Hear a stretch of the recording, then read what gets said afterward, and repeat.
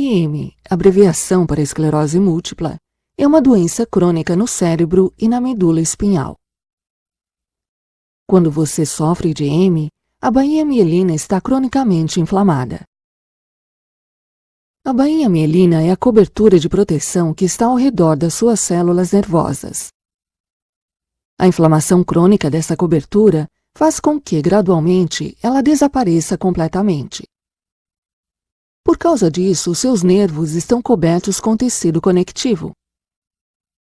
Isso bloqueia o funcionamento dos seus nervos, causando uma perda das funções do corpo e a sua incapacitação. A causa desta inflamação crônica ainda não é conhecida.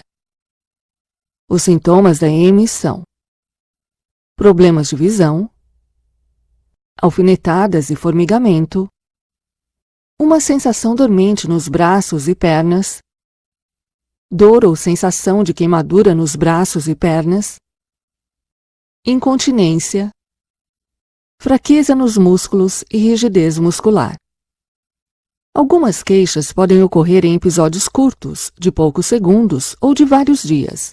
Tais queixas são dor facial, espasmos musculares, começar a rir ou chorar sem controle, visão dupla, dificuldade na fala, queda, formigamento. Geralmente, a doença ocorre em duas fases. Na primeira fase, você pode sentir sintomas diferentes e, na maioria das vezes, seguidos de uma recuperação. Na primeira fase, você pode sofrer de incontinência urinária, rigidez e fraqueza muscular, mas geralmente você terá esses sintomas numa fase mais avançada. Na segunda fase, os mesmos sintomas podem ocorrer, mas as reincidências são mais fortes e o seu corpo não se restabelece mais. Podem ocorrer sintomas de paralisia e você pode ter problemas urinários e intestinais. Você também pode experimentar problemas sexuais, porque você está cansado ou porque partes do seu corpo se tornaram mais sensíveis ou insensíveis.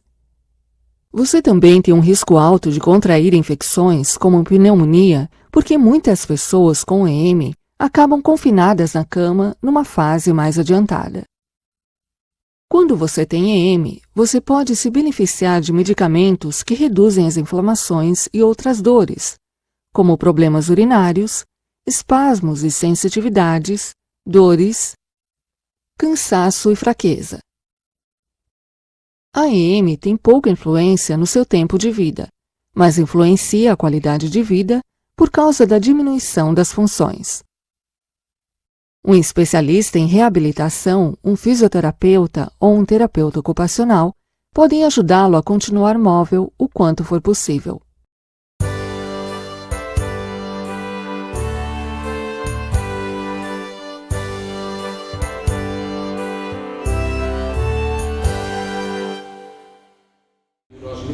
Genital durante a fase orgásmica. Aqui nos homens temos deste lado as direções reflexas ou psicogénicas, o encerramento do esfíncter urinário durante a ejaculação e por aqui adiante. E aqui embaixo é que temos as direções reflexas. Portanto, o que é que importa aqui saber? É que deste componente todo anatómico e muito técnico, que há estímulos iniciais ao desencadear de toda uma série de respostas químicas em série e depois há a estimulação destes dois centros medulares. E aqui é que nós voltamos à questão que nos traz cá, porque até aqui foi tudo bem. Mas isto é uma gravura do século XIX de uma pessoa que teve esclerose múltipla, um desenho. E na esclerose múltipla as lesões estão aqui por todo lado, estão no cérebro e estão aqui pela medula adiante. E isto é que nos pode causar dificuldades enquanto doentes. Aos doentes há dificuldades nem todo este processo, que é muito bonito quando corre bem, mas pode haver dificuldades por aí, e era sobre isto que eu ia detalhar agora a segunda parte da apresentação. Pronto, então vamos agora à parte com menos figuras. A resposta sexual é um processo complexo, multifatorial, e quando não funciona, pode ser por muitas razões.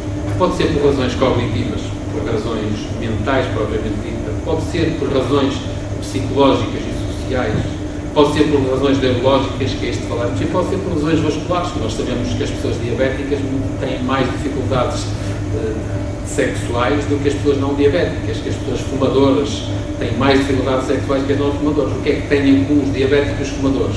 Uma lesão vascular intensa e precoce. Portanto, estão lesados mais cedo e com mais intensidade. E, portanto, há muitos fatores envolvidos e é difícil identificar cada um deles. Certo é que quando juntamos muita coisa, quando juntamos lesão neurológica, quando juntamos diabetes, quando juntamos tabaco, quando juntamos idade, meus amigos, juntam-se a pão com a vontade de comer e provavelmente as dificuldades vão ser muito maiores. Portanto, temos que ter toda a noção disto. E agora, estes slides agora, neste slide queria falar das mudanças na intimidade, e não estou a falar só na sexualidade, é na intimidade, no pensamento que nós partilhamos com algumas pessoas, não é só nosso. Em primeiro lugar, quando há esclerose múltipla num casal, a relação é a três, porque sou eu, é o meu parceiro, a minha parceira e a esclerose múltipla, e normalmente são três, e a terceira pessoa só está lá para dificultar, está muitas vezes presente, e muita gente diz, será que eu vou conseguir? Será que vai correr bem? Que esta terceira pessoa que aqui está, esta terceira entidade que aqui está-me a perturbar, está-me a incomodar. Portanto, esta terceira pessoa traz incerteza, diz-nos, será que eu vou conseguir? Traz um caráter crónico, será que eu vou melhorar? Será que isto vai ser sempre assim? Será que como aconteceu ano passado vai voltar a acontecer? Este caráter crónico interfere com papéis e com responsabilidades. Normalmente, quando num casal uma das pessoas é atingido pela esclerose múltipla, o outro torna-se mais protetor, em regra, tenta ser mais diretivo, às vezes até um bocadinho paternalista, e isso torna a comunicação mais difícil. Todos estes fatores, estas mudanças induzidas pela esclerose múltipla são fatores que causam dificuldade. Calma que eu depois tenho sugestões para ultrapassar isto. Ok. E então as mudanças no funcionamento podem se caracterizar basicamente em três tipos. E era aqui, este é um dos pontos que me parece também relevante nesta conversa. São primárias, secundárias ou terciárias. As primárias são aquelas que resultam da lesão do cérebro e da medula, do sistema nervoso central. Pronto. As secundárias são aquelas que atingem o corpo todo, a partir do sistema nervoso, mas não é a esfera genital. E as terciárias são as que resultam de fatores psicológicos, sociais e culturais. Já lá vamos. As primárias são aquelas que lesam diretamente o sistema nervoso central relacionado com a genitalidade. Alteram o desejo, alteram a sensibilidade genital, alteram o tónus, a capacidade de contração dos músculos do períneo, dificultam a ereção, dificultam a lubrificação, dificultam a ejaculação, tornam o orgasmo mais tardio ou difícil de atingir e, portanto, estas são as lesões primárias. Lesão direta do sistema nervoso central. Depois temos as secundárias, que também resultam de lesão, mas não da genital, como eu vos dizia. Temos a fadiga, e aqueles de vós que sabem o que é a fadiga, descrevem, ou sabem muito melhor do que ela é do que eu. A espasticidade muitas vezes, para as pessoas conseguirem interagir sexualmente, têm que utilizar técnicas, posições e soluções adequadas. Temos a baixa de tónus, a fraqueza muscular, não.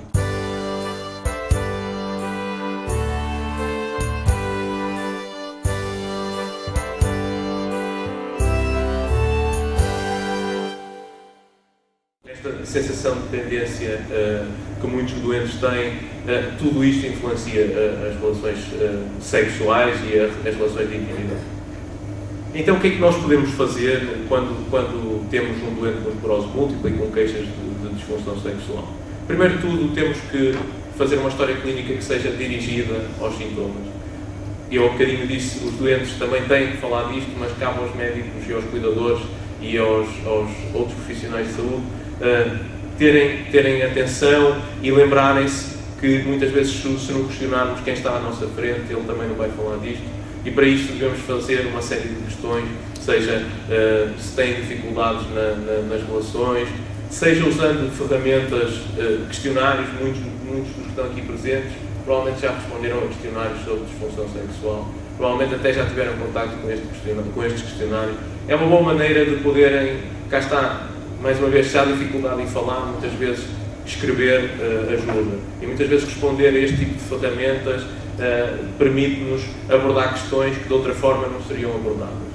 O exame físico, aqui cabe ao médico detectar se há alguma alteração que possa ser corrigida e depois solicitar outros exames. A abordagem terá que ser sempre multidisciplinar, terá que ser sempre através do neurologista, do urologista, do médico de medicina física e da reabilitação, dos enfermeiros, dos psicólogos, do psiquiatra, para conseguirmos lidar com todos os componentes ao mesmo tempo. Nós, por também cá está defeito de formação, pensamos sempre em tratar a ereção.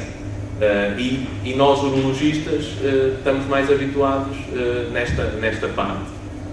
Provavelmente vamos ter algumas limitações no tratamento digamos, de toda a envolvência do componente terciário, mas o trabalho multidisciplinar entre todas estas especialidades, entre todos os profissionais de saúde, vai ajudar a complementarmos a nossa ação. O que é que nós, enquanto urologistas, podemos fazer? Nós podemos ajudar os doentes a melhorar as ereções de várias maneiras. Podemos ajudar através do uso de instrumentos simples, como os vibradores, que ajudam os homens na obtenção de ereção e muitas vezes também são utilizados para o auxílio da ejaculação. Nós sabemos que uma estimulação vibratória no pênis pode despertar uma ereção reflexa e pode auxiliar na ejaculação dos doentes. Depois temos os comprimidos, que vocês já todos ouviram falar. Temos aqui o Viagra, temos aqui o Cialis, temos aqui o Levitra e temos aqui o Spedra, que são estes três medicamentos que nós temos aqui. Todos vocês já ouviram falar do Viagra. O Viagra foi a grande revolução no tratamento da disfunção erétil. Porquê? Porque nós, com este fármaco, o que conseguimos é melhorar as condições para que se consiga obter uma ereção. Por tomar isto, existem alguns mitos associados a estes fármacos e é importante, muitas vezes os doentes, apesar de nós receitarmos e de recomendarmos que tomem, não tomam porque têm receio do que pode acontecer. Há poucas contraindicações para a utilização deste fármaco. Normalmente não deve ser utilizado em doentes que já tenham tido um infarto e que façam comprimidos para impedir novos infartos ou que tenham uma doença cardíaca não controlada. À exceção disto, há muito poucas contraindicações. E por se tomar isto, que é outro dos mitos que existe, não é por se tomar isto que se vai ter uma ereção. Este medicamento, a única coisa que faz é melhorar a qualidade dos mecanismos das células para que se consiga obter a ereção. É preciso que tudo o resto funcione normal, ou seja, vai ser preciso que haja estímulo na mesma, vai ser preciso que haja desejo na mesma, e isto só vai servir como facilitador para obtermos uma ereção. Eles são quase todos iguais. Isto importa só saber é que o mais antigo é o sildenafil, que é o Viagra. Os outros o que fazem é ou são mais rápidos a atuar ou duram mais tempo na atuação. Eles já foram usados em doentes com esclerose múltipla, já foram testados em doentes com esclerose múltipla e têm bons resultados. São seguros para ser utilizados e consegue-se um sucesso relativamente bom. Depois existem outros mecanismos que não são os mais habituais, mas que também poderão ser utilizados. O dispositivo de vácuo é uma das técnicas para se obter ereções quando estes mecanismos não funcionam. Quando nós não conseguimos ter uma ereção a partir do uso de comprimidos ou naturalmente, podemos usar um aparelho de vácuo. Isto não é nada mais, nada menos que um tubo cilíndrico onde se coloca o pênis e depois, com o auxílio de uma bomba, o que se faz vai ser simular um mecanismo normal de obtenção de uma ereção, que é fazer com que chegue mais sangue ao pênis e impedi-lo de sair de lá. Nós, com uma bomba, fazemos chegar lá mais sangue e depois colocamos um anel que vai impedir que o sangue saia tão rápido do pênis e com isto consigamos manter uma ereção. Eu sei que não é a solução mais dita aprazível para quem olha, mas pode ser uma das soluções a ter. E depois existe ainda uma outra terapia farmacológica que são umas injeções de um fármaco no pênis. Este fármaco, chama-se Cabajet, o nome comercial, e é muito simples de utilizar. As imagens assustam mais do que utilizar em si. Um dos problemas que pode surgir em quem tem uma esclerose múltipla, por vezes, é a destreza manual. E isto pode impedir a realização destas injeções, mas cá está, o papel da parceira na altura poderá ser auxiliar nesta parte de injetar o fármaco. Isto é uma pequena agulha, uma agulha intradérmica que se dá no pênis, e este medicamento o que vai fazer é aumentar a chegada de sangue ao pênis e vai atuar rapidamente, num período de minutos, obtendo uma ereção na grande maioria dos vezes. Os únicos cuidados é não injetar nos vasos sanguíneos que se vêem no pênis, nem injetar na parte de baixo, porque é parte da uretra e não vai ter efeito e pode depois dar muita dor se for injetado nesta zona. Quando nós falamos de tratar a disfunção sexual secundária, dos caminhos por onde começar pode ser verificarmos, como vocês já ouviram, a maioria dos medicamentos usados, e alguns de vocês devem reconhecer daqui alguns nomes, estão associados muitas vezes com alterações na função sexual e na função erétil. Quando assim é, se houver uma solução passível de podermos substituir o medicamento, podemos ir por aí. Se não houver, teremos que gerir a toma do medicamento com a altura em que se vai tentar ter relações sexuais. Muitas vezes há medicamentos que são impossíveis de suspender e esses aí tornam mais difícil. Aqueles que é possível suspender ou até adiar a toma, podemos optar por fazer dessa forma, por forma a conseguirmos retirar este efeito negativo dos medicamentos. Nos outros sintomas associados à esclerose múltipla, existem algumas técnicas que podem ajudar a melhorar a função sexual. Por exemplo, para a espasticidade, recomendam que se usem os fármacos que vão, os miorrelaxantes, os relaxantes musculares, previamente à atividade sexual, que se tentem fazer alguns exercícios de alongamento. Por exemplo, alguns doentes melhoram se aquecerem os músculos e pode ser feito isso antes, mas cá está, também exige algum grau de planeamento, mas isto terá que ser da relação, terá que ser do casal, para que se possa planear e programar a atividade para melhorarmos a espasticidade. Na fadiga, uma das recomendações é identificar aquele momento do dia em que estão mais ativos e tentar que a relação sexual seja nessa fase do dia. Por exemplo, se de manhã é que estão com mais energia, pode ser a melhor altura para tentarem ter as relações sexuais, o período em que estão com menos fadiga. Como também é fácil entender, uma alteração da posição sexual também pode ajudar, nomeadamente, melhorar o conforto e causar menos dor menos dor durante a relação sexual. A incontinência, que também ouvimos há pouco, que realmente é um problema, quer seja na parte, digamos, na dimensão secundária, quer seja na terciária. Uma das recomendações que se pode dar é evitar beber líquidos previamente, tentar minimizar a ingestão de líquidos, evitar o café e o álcool pelos efeitos a nível da continência que poderão ter, diminuindo a continência, tentar esvaziar a bexiga e o intestino antes das relações, tentando com isto minimizar o risco de perderem urina durante as relações. Se o doente faz autoavaliações, fará a avaliação antes da relação sexual, para que não esteja com aquele medo de que vai sair alguma urina. Pode acontecer, minimizando o risco, a bexiga, o preenchimento da bexiga, minimizam este risco. E os exercícios para fortalecer o pavimento pélvico poderão auxiliar na continência.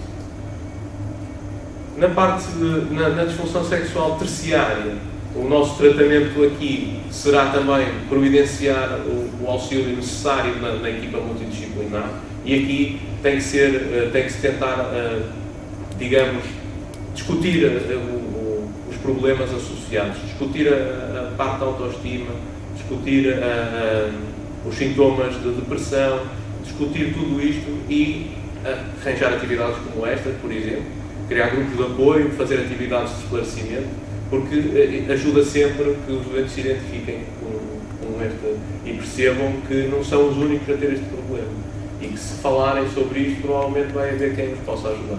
E isto sim é que pode fazer a diferença e eu acredito que faz a diferença.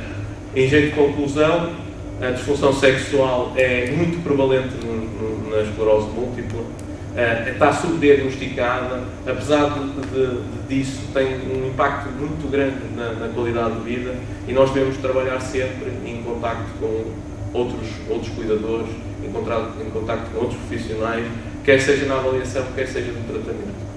E era isto.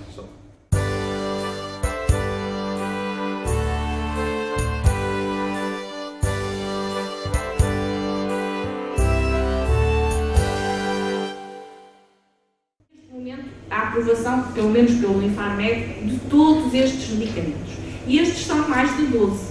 Portanto, hoje temos esses medicamentos, podemos, digamos assim, tratar os doentes com esses medicamentos. O que é que todos estes medicamentos fazem? Digamos assim, diminuem os surtos. Portanto, é verdade que aqueles medicamentos são todos para formas com surtos. Não há nenhum medicamento para formas primariamente progressivas e secundariamente progressivas que não tenham surtos aprovados, mas há algumas boas notícias também que eu no fim vos direi e, portanto, eu penso que nos próximos anos, se calhar, vamos ter alguns desses medicamentos.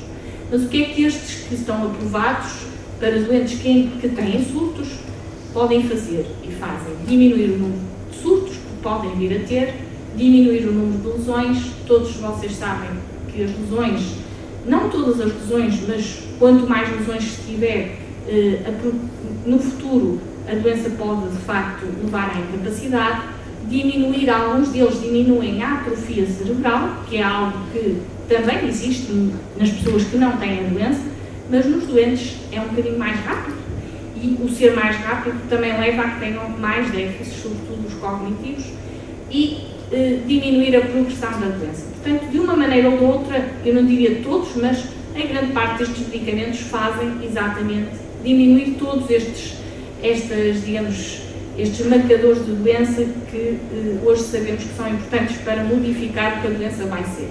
Portanto, quais são os medicamentos? Nós, habitualmente, médicos, em todas as áreas, nesta também, quando temos um doente que precisa de um medicamento, a primeira coisa é perceber qual é o medicamento adequado.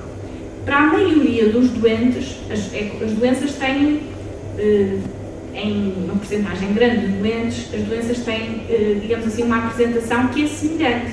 Por isso é que quando nós estudamos uma doença, isto falando quando nós vamos estudar medicina e vamos estudar as doenças, há um quadro clínico dito característico. Porquê? Porque a maioria dos doentes se comporta assim.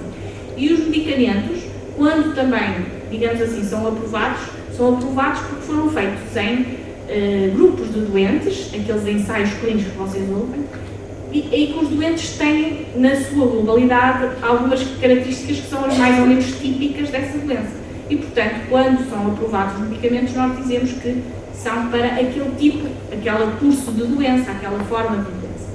E há medicamentos que são os chamados, que nós começamos um tratamento, começamos habitualmente por tentamos um medicamento que seja eficaz, qualquer um deles é eficaz teoricamente, não é? Por isso é que estão aprovados, se não fossem eficazes não estavam, e que tem se a doença não for uma doença atípica, vamos começar por aqueles que são eficazes, mas que não têm muito risco, porque nós queremos que a eficácia, apesar de tudo, seja mais eficaz do que risco.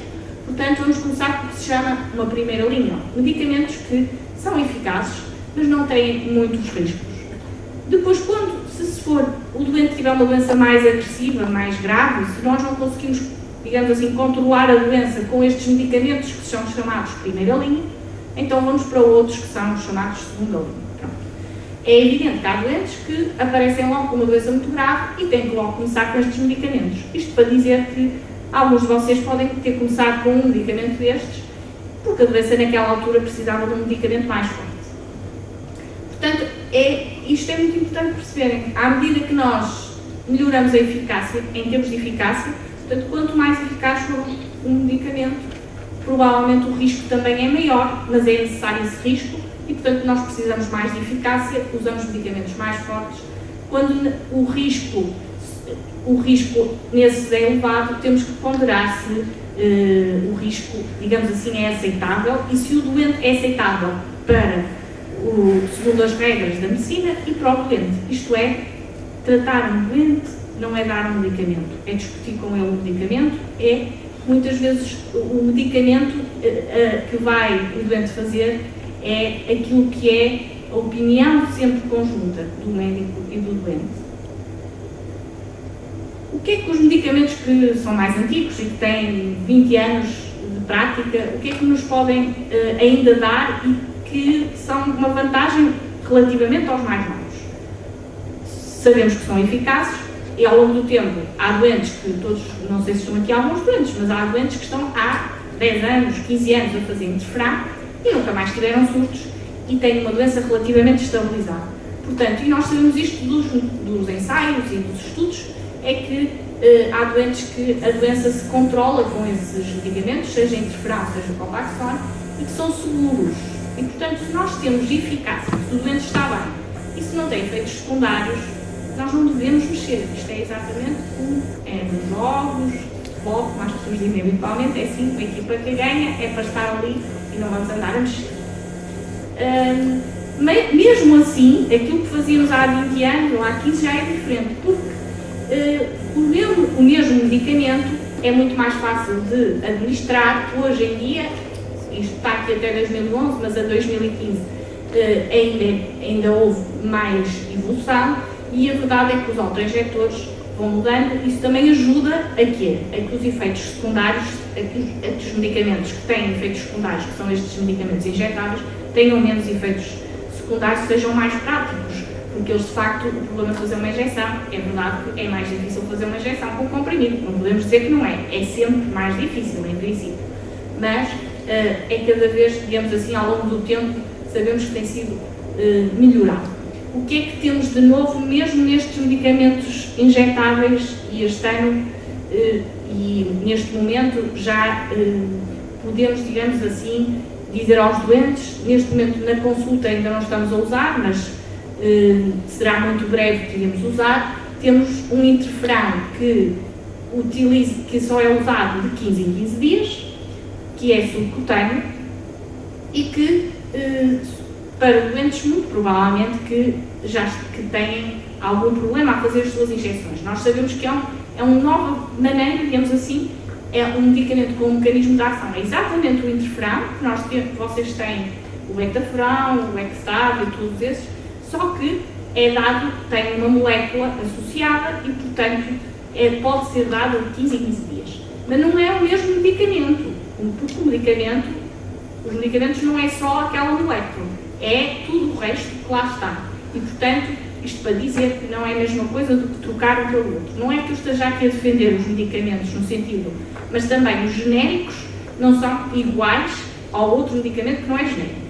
Agora, perante determinadas situações, mudar pode não ser muito arriscado. E se isso beneficiar, por exemplo, o doente que não consegue pagar o medicamento porque ele não é genérico e passar a conseguir tomar o medicamento porque consegue pagá-lo se ele for genérico, provavelmente isso é o mais adequado. E aqui é isso que temos que dizer.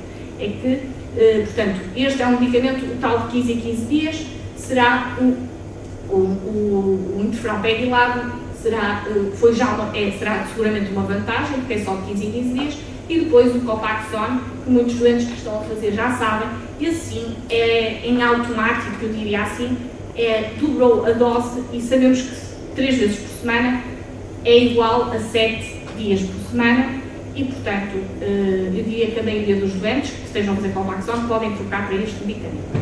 Depois, os fármacos orais, que é aquilo que querem. Então, estes quais são os novos? Os novos, há um medicamento que foi aprovado, portanto, que é um comprimido, na realidade não é um comprimido, são 2 comprimidos por dia, um de manhã e um à noite, que é o Tecfidera, e claro que tem a vantagem de ser comprimidos, mas são medicamentos que, porque são ainda relativamente recentes, nós temos que fazer análise aos doentes, temos que vigiar alguns valores do hemograma, porque baixa as células do sangue, e, no princípio, tal como o interferão, que todos sabem, pode dar gripe, pode dar febre, pode dar dor de cabeça. Também este tem algumas particularidades, sobretudo no primeiro mês. O outro fármaco, que é isto de primeira linha, portanto, para doentes que começam a doença ou que estão na primeira fase da doença, digamos assim, há um medicamento também, outro oral, que é o Obasno, que é um comprimido por dia, que é de facto um medicamento simples e que não dá assim efeitos secundários quando se toma, fica-se logo bem. Acontece que é um medicamento que temos que fazer análises nos primeiros 6 meses, de 15 em 15 dias, porque pode haver alguma alteração no fígado. Portanto, isto só para vos mostrar que os comprimidos têm vantagens, obviamente parecem muito simples, mas têm algumas regras de utilização e que temos que as cumprir. Depois há os fármacos mais eficazes, mas que também têm algumas, portanto, mais riscos, e que vocês já conhecem, o fingolimod, este já é mais antigo, um comprimido por dia, e o natalizumab, ou Tisab, que também todos já conhecem, e que estes, como são mais eficazes, têm mais potenciais efeitos secundários, têm que ser os doentes mais vigiados.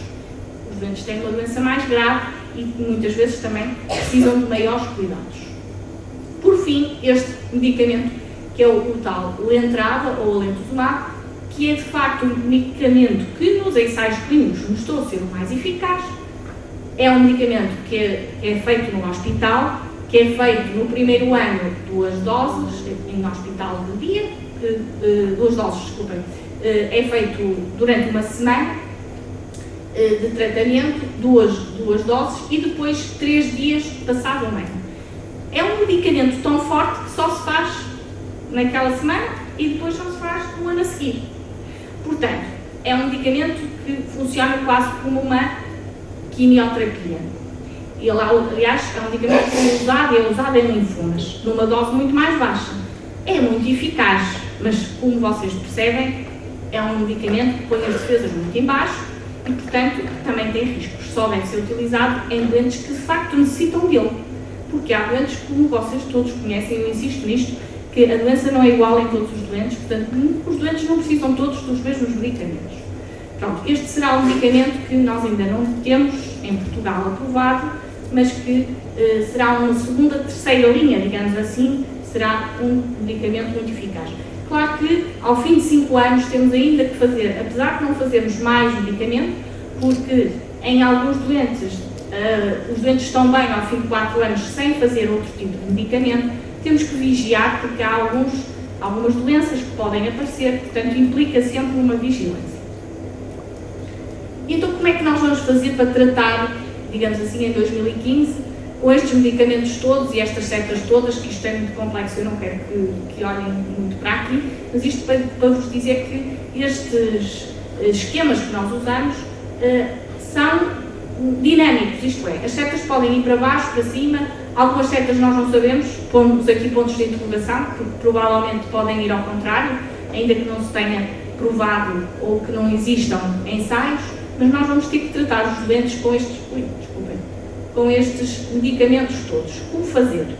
Num doente que tem um diagnóstico inicial, portanto recente, como é que vamos tratar?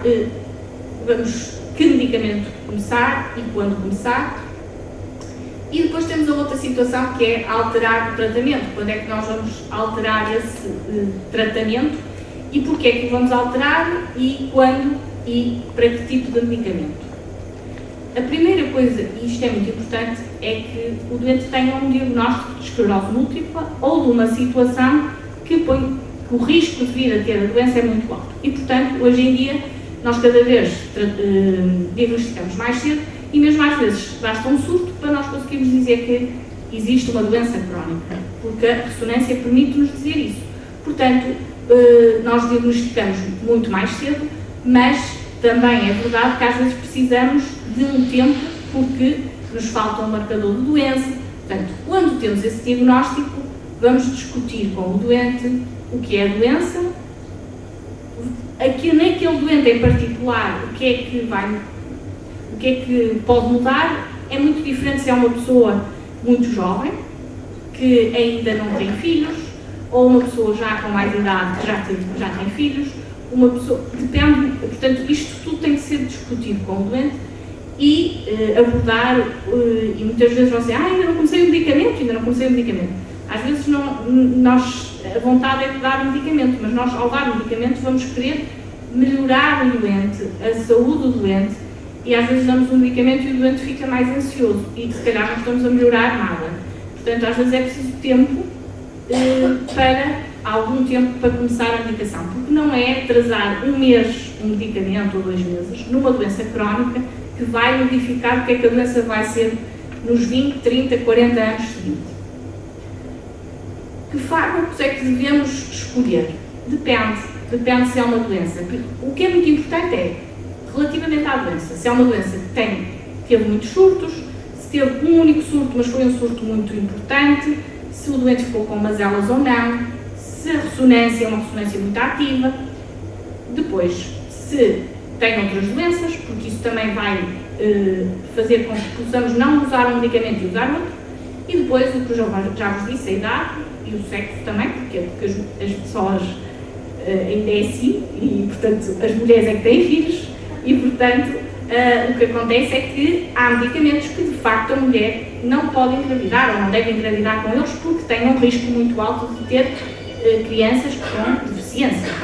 E depois existem outros fatores psicológicos. Todos nós sabemos que há pessoas que têm mais medo de agulhas do que outras.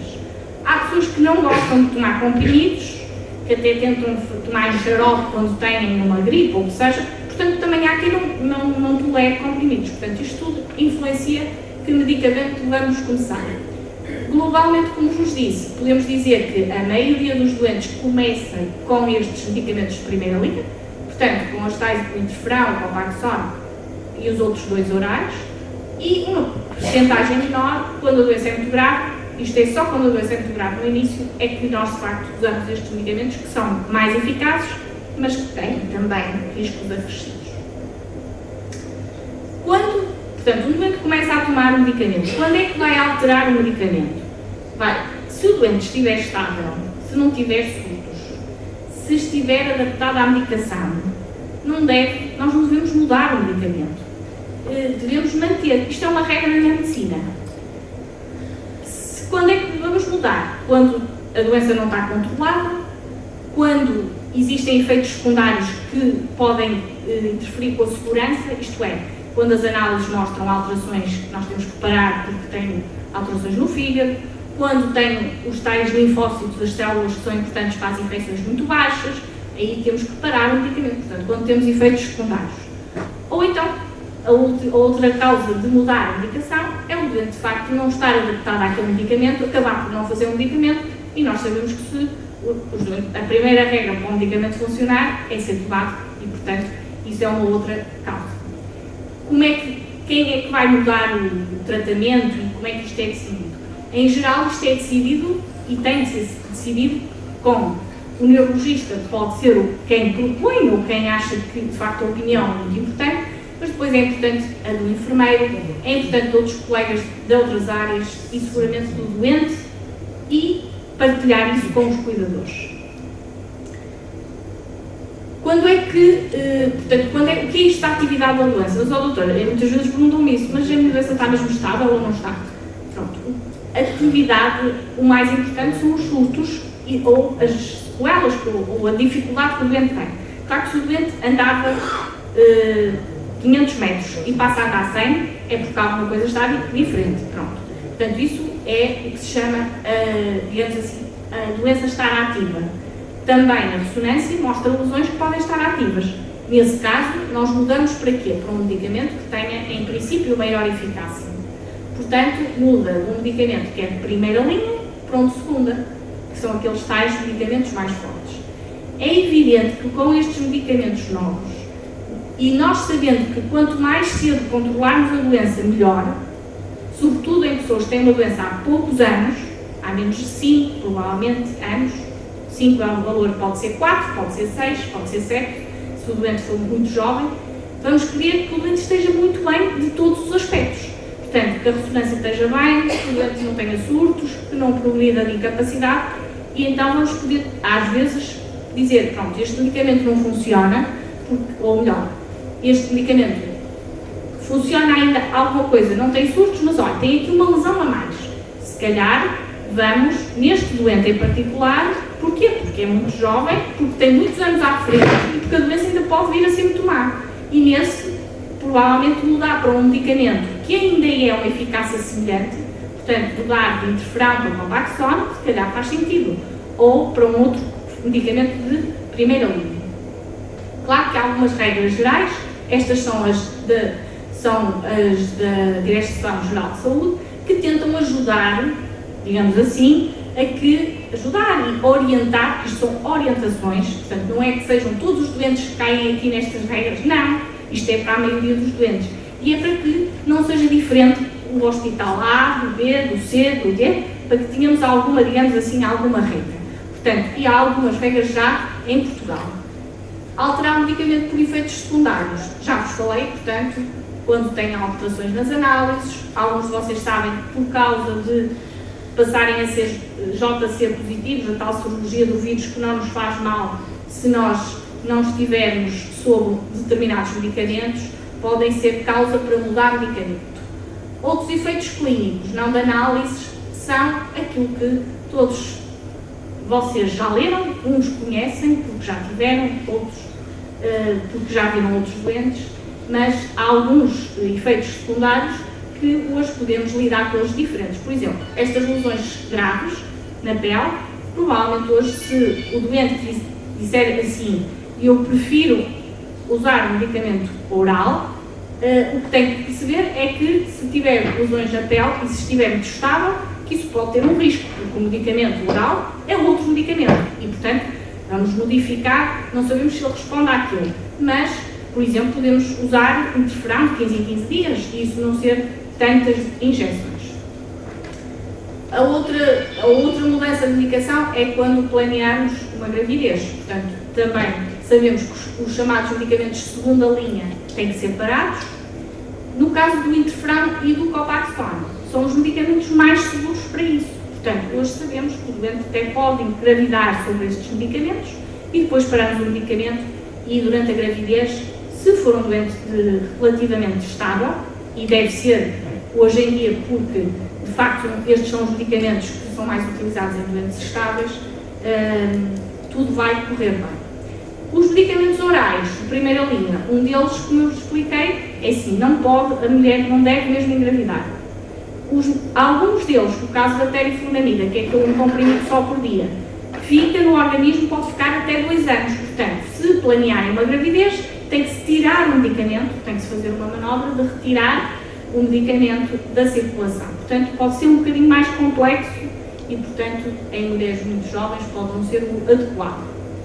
Depois, é muito importante alterar por adesão. Nós temos que saber porquê que o doente não está adaptado, se não está adaptado porque tem medo das agulhas, se não está adaptado porque, de facto, sempre que vai fazer, se for uma coisa todos os dias, como é o Copaxone, todos os dias sabe que tem que ter um ritual que não é adaptado, digamos assim, à sua rotina diária, demora tempo. Portanto, é isso que é muito importante perceber. E, nesse caso, pode ser útil mudar o medicamento. Claro que se o doente estiver estável, devemos ponderar fazer o Copaxone, por exemplo, todos os dias, para 3 vezes por semana, porque isso não tem riscos aparentemente acrescidos, é o mesmo medicamento. Ou fazer o tal interferão, não tantas vezes, fazer de 15 em 15 dias, ainda que nós não saibamos, neste caso, se isto é equivalente. Mas pronto, se o doente tiver muitos efeitos secundários, é uma alternativa. A outra alternativa é, de facto, se o doente não quiser tomar mais injeções, fazer um comprimido. Eu, no final, só gostava, eu acho que o que vos queria transmitir é que, de facto, houve aqui um progresso enorme nos últimos 20 anos sobre o que é a doença, como é que, o que é que contribui, o que é que acontece nas células, no cérebro, quais são as lesões que aparecem e por que aparecem, que permitiu com que, de facto, hoje, tenhamos estes fármacos todos. São mais de 12 medicamentos diferentes que estão aprovados. Além disto, um medicamento para marcha, que vocês vão ouvir agora o Dr. Gonçalo a falar deste fármaco. E eu espero muito, daqui a alguns meses, para o ano, eventualmente, que haja o tal medicamento, o primeiro medicamento para formas primariamente progressivas, porque nós tivemos essa boa notícia na última reunião internacional, que há um medicamento que se chama ocrelizumab, é um medicamento feito também em hospital de dia, que parece conseguir diminuir a progressão da doença. Portanto, isso é seguramente aquilo que também é muito importante para um grupo de doentes.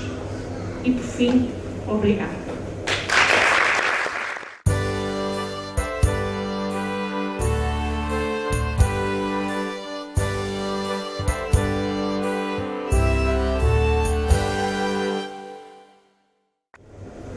A forma que então que eu vou falar, como já se perceberam, é sobre a famotidina.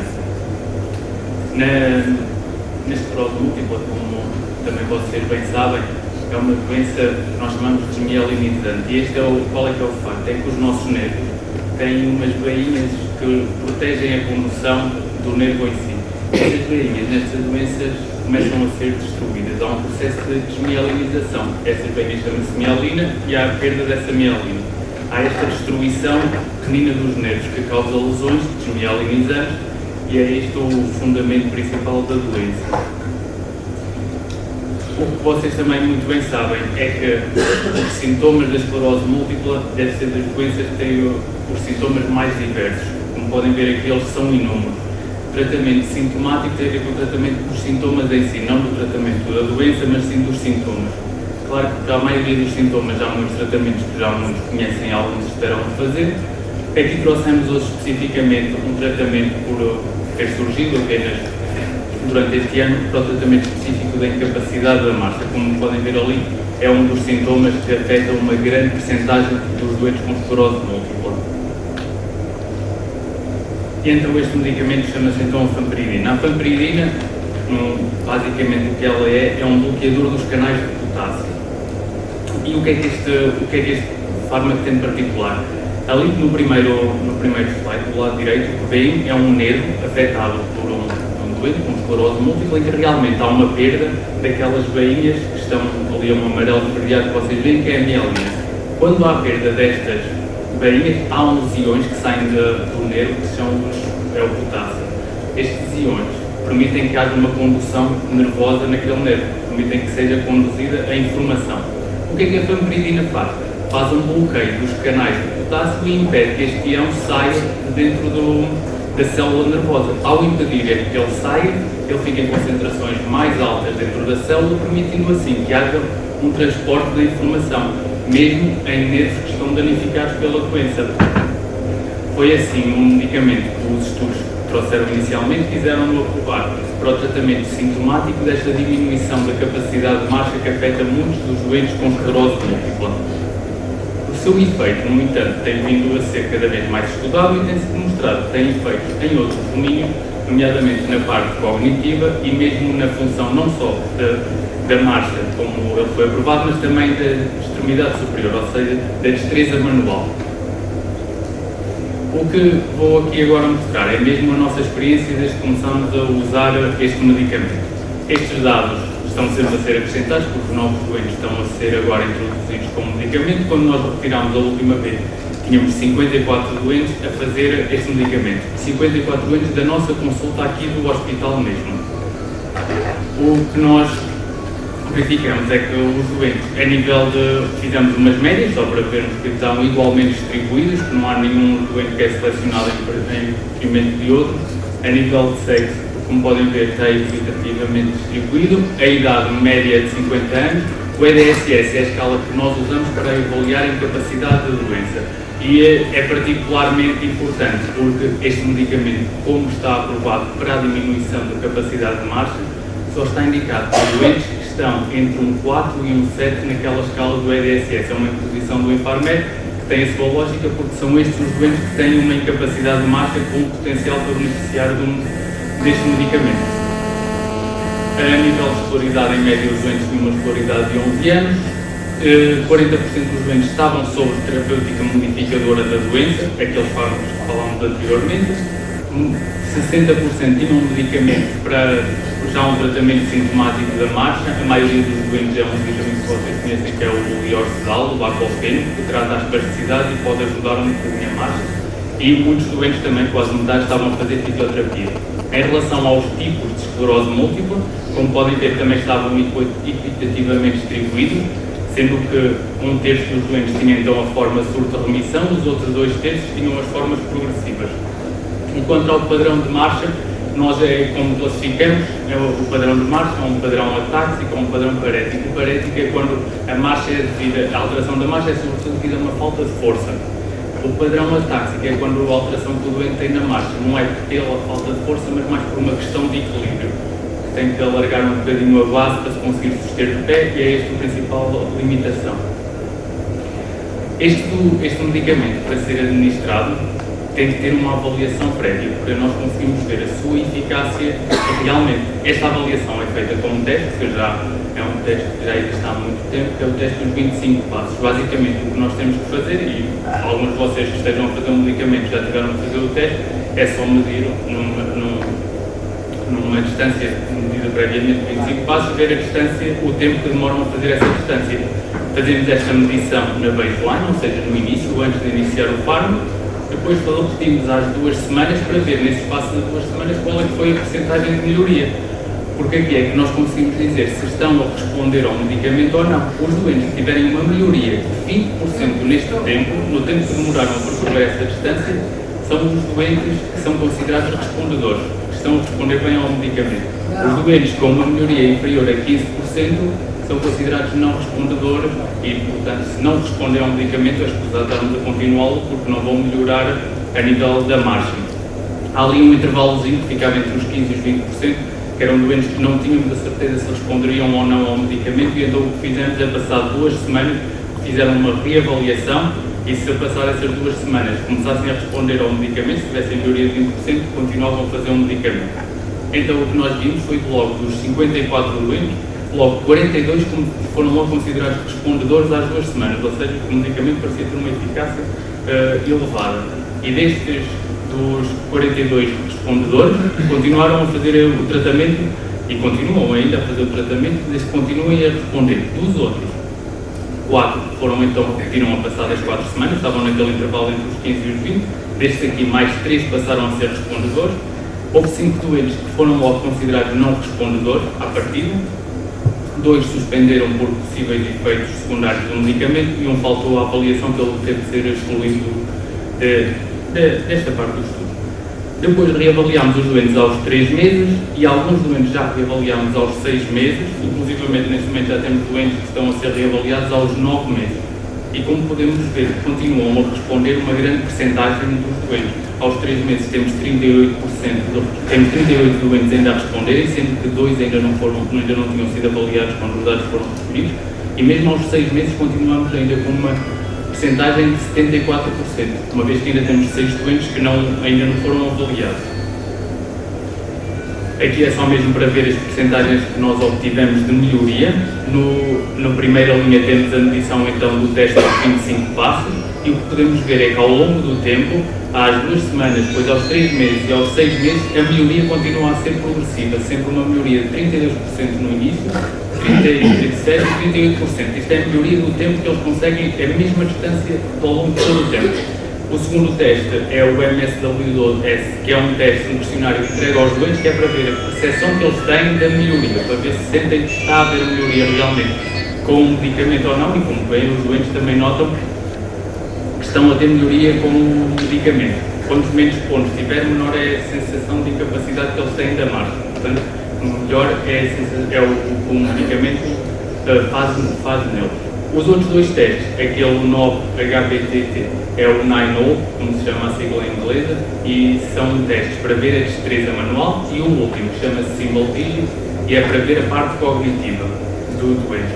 E o que podemos ver é que também há uma melhoria em qualquer um dos testes, tanto na parte da destreza manual ao longo do tempo, os doentes continuam a apresentar melhoria, assim como da parte cognitiva, que é são estes testes que vemos aqui ao canto, que vocês também já devem reconhecer por ter feito na consulta. E vemos que essa melhoria continua, o medicamento, para além de mostrar essa melhoria, está a mostrar sustentadamente que essa melhoria se mantém. Depois, fizemos só uma pequena análise, só para ver se conseguimos distinguir quais é que era o perfil do doente que potencialmente iria responder ao medicamento e qual aquele que não iria responder ao medicamento. No entanto, aqui a única variável que foi diferente foi só mesmo a parte do sexo, uma vez que doentes do sexo feminino maioritariamente estavam no grupo de respondedores, já no não respondedores, maioritariamente era do masculino, mas tirando isso, e mesmo esta relação não é significativamente estatística por causa do número de doentes ser pequeno. Depois, a nível de médias de idade, só os não respondedores eram um bocadinho mais velhos, mesmo o EDSS um nadinho mais grave, mas depois, tanto a nível dos que estavam a fazer já tratamento da marcha ou mesmo estavam a fazer fisioterapia, eram todos muito parecidos em ambos os grupos. Também dizer que antes de um medicamento ter sido começado a fazer, para este estudo já havia um estudo prévio, que foi o estudo inicial em que o medicamento foi introduzido cá, que se chamava Enable, e que foi com um grupo mais reduzido de doentes que começaram a fazer este medicamento. Só para mostrar que estes doentes do estudo Enable foram também aqui incluídos. Dos 9 doentes do estudo Enable, 7 continuavam ainda respondedores e estes já estão com um tratamento de 40 meses e continuam ao fim desses 40 meses a responder ao tratamento com o fármaco. Só mesmo dizer que os efeitos secundários que nós tivemos durante todo este seguimento dos doentes, houve um doente que teve umas alterações das enzimas hepáticas e uma infecção urinária com uma pielonefrite, uma infecção urinária com febre alta, que teve que suspender o medicamento, mas que não se sabe bem a relação, podia ter acontecido mesmo sem estar com o medicamento, foi efeitos que nós não temos a certeza se tem relação com o fármaco ou não, assim como uma doente teve uns sintomas gripais, que também se suspendeu, outra doente teve ela já tinha uma doença que é uma irritação do nervo da face, que lhe dá umas dores, e que teve outra crise das habituais dela, mas que, como já é o habitual, até manteve o medicamento, não teve que o suspender. Então, o que é que nós concluímos com a fampiridina até o momento? É que parece que é um medicamento muito bem tolerado e a sua eficácia, como estamos a ver, tem sido demonstrado ao nível da marcha dos doentes, ao nível de todo este tempo que estamos a seguir os nossos doentes.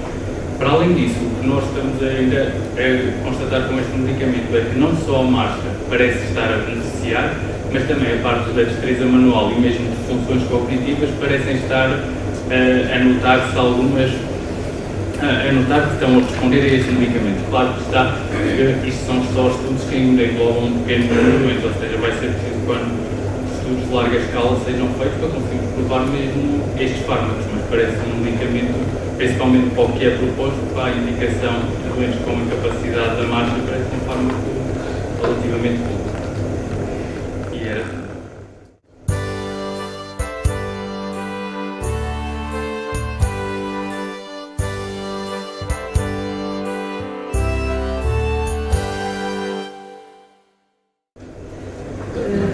Obrigada a todos por terem permanecido até ao fim, isso portanto caminho. Nós fazemos todos parte de uma equipa multidisciplinar, desde o médico até ao doente e mesmo a auxiliar da ação médica, ela faz parte, porque ela ajuda muito na equipa.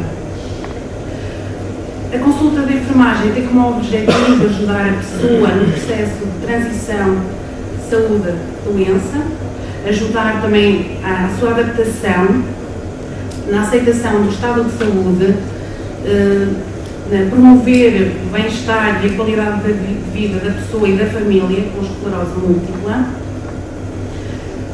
ensinar sobre os sintomas e a gestão dos mesmos e apoiar também o prestador de cuidados, porque ele muitas das vezes é a grande base do doente. É importante também capacitar a pessoa com esclerose múltipla para a gestão do regime terapêutico e promover assim a adesão do mesmo. É importante então proporcionar ao doente conhecimentos e competências para que ele possa tomar decisões e participar mais ativamente no seu projeto. Temos então disponíveis medicamentos que a doutora Ana Martins já falou, e só que esta escolha depende muito do tipo da apresentação da doença e da conveniência para o doente. Temos então os primeiros orais, os segundos orais, mas que fazem parte da primeira linha. Temos o Tecfidera, é um medicamento oral de toma diária, de 12 em 12 horas, e que tem necessidade de fazer um esquema de titulação. Temos uma dose inicial, desde o primeiro dia que o doente toma até ao 7º dia, o doente faz uma dosagem de 120 mg 2 vezes dia. Após esse 7º dia em diante, começa uma dose de manutenção. É importante que a dose, a toma, seja feita sempre com medicamentos, principalmente com medicamentos ricos em gorduras e proteínas, principalmente quando começa a subida. Alimentos. Pronto. Ele é um bocadinho maroto porque tem alguns efeitos secundários, como o rubor. Os doentes às vezes parecem tipo assim, mais vermelhinhos, e os doentes descrevem como uma sensação de calor, de vermelhidão, sensação de queimadura. Estes sintomas aparecem logo após o primeiro dia. Quando passamos para a dose de manutenção, que é 240, começam então os efeitos gastrointestinais, como a diarreia, as náuseas, as cólicas e a dor abdominal. Então, o que é que nós devemos fazer? Caso não consiga tolerar, deve entrar então em contacto com a equipa de neurologia. Estes efeitos secundários tendem a desaparecer, mas estão mais presentes no primeiro mês. Então, que atitudes podemos tomar? A médica pode então alterar a prescrição inicial, ou seja, pode aumentar o protetor gástrico, que inicialmente faz de manhã e poderá fazer 2 vezes por dia. Poderá também reduzir a dose, tomando a dose inicial, 120 mg 2 vezes dia, e essa dose pode ser mantida 7 dias. Ou então pode ser alongada até 1 mês, se necessário. No final do mês é retomada a dose de manutenção de 240, porque normalmente nessa altura os doentes já estão mais estabilizados. Cuidados que podemos ter nós em casa. Podemos aumentar a hidratação, água de coco, chás, desde que não sejam diuréticos. Podemos ingerir maçã e pera assadas ou cozidas. Podemos ingerir banana, legumes cozidos como cenoura, abóbora ou batata, desde que não sejam legumes verdes, que ainda provocam mais diarreia. Ele obriga uma monitorização, como a doutora Ana já disse, de tensão arterial e sangue. Os doentes devem colher análises ao 3º mês, 6º mês, 12º e 18º. São monitorizadas as enzimas do fígado, a função renal e algumas células do sangue. O que é que nós podemos fazer em casa com os doentes? Podemos estar alertos a sinais de infecção, como febre e arrepios, as alterações hepáticas, nós podemos dar conta se tivermos náuseas, vômitos, dores abdominais inexplicáveis, a pele e os olhos amarelos, a urina escura e as fezes brancas. Em relação às alterações renais, perda de apetite, vômitos matinais, pernas e pálpebras inchadas, dores de cabeça, a urina turva e com espuma e mesmo na alteração da quantidade de urina. O outro oral é o Obágio, é um comprimido uma vez dia, pode ser tomado a qualquer hora, mas a partir do momento que escolhemos a hora, devemos manter a hora de escolha. Pode ser tomado com ou sem alimentos e ambos os comprimidos não devem ser triturados nem abertos. Tem também alguns efeitos secundários, efeitos gastrointestinais, como diarreia e náuseas, e perda de densidade capilar, que há alguma perda, mas que torna a reverter, há aumento da tensão arterial e aumento das enzimas do fígado. De modo geral, estes efeitos tendem a ser transitórios e não obrigam a uma interrupção do tratamento. Obriga também a uma monitorização de tensão arterial e colheita de sangue. Os doentes vêm ter comigo de 15 em 15 dias, com a sua paciência, e colhem o sangue. Essa monitorização analítica é para manter até 6 meses. Também podemos estar em casa e ter sinais de alerta, como sinais de infecção, como a febre, os arrepios e alterações hepáticas, como náuseas, vômitos, dores abdominais inexplicáveis, pele e olhos amarelos, urina escura e fezes brancas. Mas nem todos eles fazem medicamentos orais, porque se mantêm estáveis com os medicamentos que estão no momento presente. Muitos deles injetáveis, então, e quem faz um injetável deve começar sempre por uma higienização correta das mãos, pele e o local onde vai preparar os medicamentos. Em caso do Copaxone, aconselha-se que a toma seja feita quando os níveis de energia são mais elevados, normalmente é de manhã, mas não quer dizer que o doente não o possa fazer à noite. E muito importante é que a injeção não seja dada depois do banho ou das atividades físicas, porque como há um aquecimento do corpo, há uma vasodilatação dos tecidos, a absorção do medicamento é muito mais rápida. Que efeitos secundários, então, mais frequentes? Temos, então, reações no local da injeção, vermelhidão, dor, erupção cutânea, inflamação ou inchaço do local da injeção e sensação de queimadura.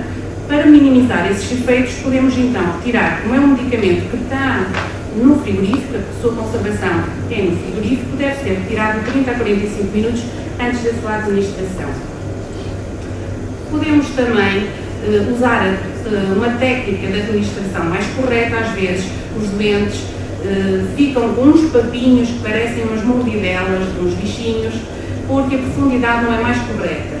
Podemos, se no caso de ficar um papinho, podemos aumentar a profundidade e a injeção será dada mais profunda. Devemos então também alterar os locais de administração. Temos braços, barriga, coxa e nádega. E devemos administrar no sentido do relógio. Devemos ter o cuidado de não administrar na área lesada. Quando nós desinfetamos, podemos tocar com os nossos dedos e palpar a área, a ver se está mais dura, se está rugosa. Se estiver assim, não vamos administrar lá, desviamos um bocadinho, desde que seja na zona indicada. Minimizamos também através da aplicação de gelo. Uma nova formulação também vai ajudar, porque como o Copaxone vai ser possível ser administrado 3 vezes por semana, vamos poupar um bocadinho os locais de administração. Muitos doentes também se queixam de hipoatrofias, que é uma depressão no local da injeção. Porquê? Porque muitos doentes gostam muito de dar as injeções nos sítios onde não dói tanto. Então é preciso rodar mais os locais de administração. Outra reação que os doentes se queixam é uma sensação de aperto no peito, ansiedade e falta de ar. Se por acaso isso acontecer, o doente deve adotar uma posição sentada, fazer uma respiração abdominal e beber uma bebida fria. E aguardar 15 a 20 minutos e essa sensação vai passar. Temos os outros medicamentos injetáveis, que são os interferões. Temos o Betaferon, temos o Revif e o Avonex. Eu penso que alguns doentes podem andar ainda com o autoinjetor errado do Betaferon. Ele agora é branco e não amarelo e azul. É preciso, se alguém tem, é preciso trocar. Eles têm alguns efeitos secundários, que é uma resposta tipo gripal, dores musculares, febres, arrepios, falta de forças e enjoos. Como é que nós podemos minimizar? Podemos recorrer a paracetamol ou Brufen, caso não haja outras contraindicações. Podemos o fazer antes da administração do injetável e podemos, se necessário, fazer 6 horas após. Também podemos optar por administrar o fármaco na hora de deitar. Porquê? Porque esses efeitos secundários, tipo gripal, vão decorrer durante o sono e os doentes não vão sentir tanto. Que reações é que nós temos? Temos locais como vermelhidão, dor, pisado, descoloração e inflamação. No caso dos medicamentos como o Revif e o Avonex, eles precisam de ser retirados 30 a 45 minutos do frigorífico, porque a sua conservação é no frigorífico. Portanto, se tirarmos, ele vai ficar à temperatura ambiente e já não vai custar tanto a administrar.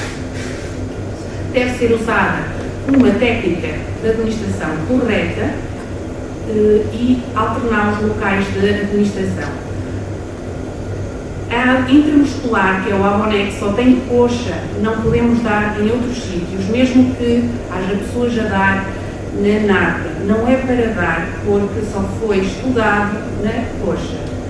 As subcutâneas, como o Betaferon e o Revive, poderão ser dados então nos braços, parte de trás dos braços, nádegas, barriga e coxas. Não devemos então injetar nas áreas lesadas e devemos colocar sempre o gelo. O gelo faz de anti-inflamatório e analgésico. Analgésico porque arrefece a zona onde vamos administrar e não vai doer tanto. E após a administração, podemos colocar um bocadinho de gelo e vai fazer de anti-inflamatório. Não vai deixar ficar vermelho nem pisado. Temos então os medicamentos de segunda linha, como o Natalizumab. O Natalizumab é uma perfusão que é feita no hospital de dia e é de 1 hora de perfusão e 1 hora de vigilância. É uma medicação que se faz de 4 em 4 semanas e o horário, o intervalo pode ser alongado até 6 semanas. A doutora Ana teve num congresso e foi apresentado um estudo em que o medicamento ainda estava no organismo. Portanto, podemos alongar até 6 semanas. De 6 em 6 meses é feita a pesquisa do vírus do JC. Caso seja negativo, o doente repete de 6 em 6 meses. Em caso de ser positivo, teremos uma vigilância mais apertada. É muito importante os doentes que fazem Natalizumab terem atenção ao cumprimento das marcações. Sempre que faltarem uma marcação, devem comunicar à equipa para que seja remarcada atempadamente. Que reações adversas de perfusão temos? Temos as reações de perfusão e de hipersensibilidade. A de perfusão é qualquer efeito adverso que ocorre num período de 2 horas após o início da perfusão, como cefaleias, tonturas, vômitos e náuseas. Não é indicação para suspensão do tratamento. Reações de hipersensibilidade reações classificadas como reações alérgicas ou anafiláticas, como rasgo cutâneo, que é um vermelhidão no corpo, edema da face, língua e lábios, dificuldade em respirar e sintomas sistémicos. Este, assim, é para suspender permanentemente o tratamento. Importante, em casa, depois dos tratamentos, também é importante vigiar alterações do comportamento, alterações da memória, alterações do humor, alterações da linguagem e motoras. Qualquer alteração deve ser comunicada à equipa de saúde.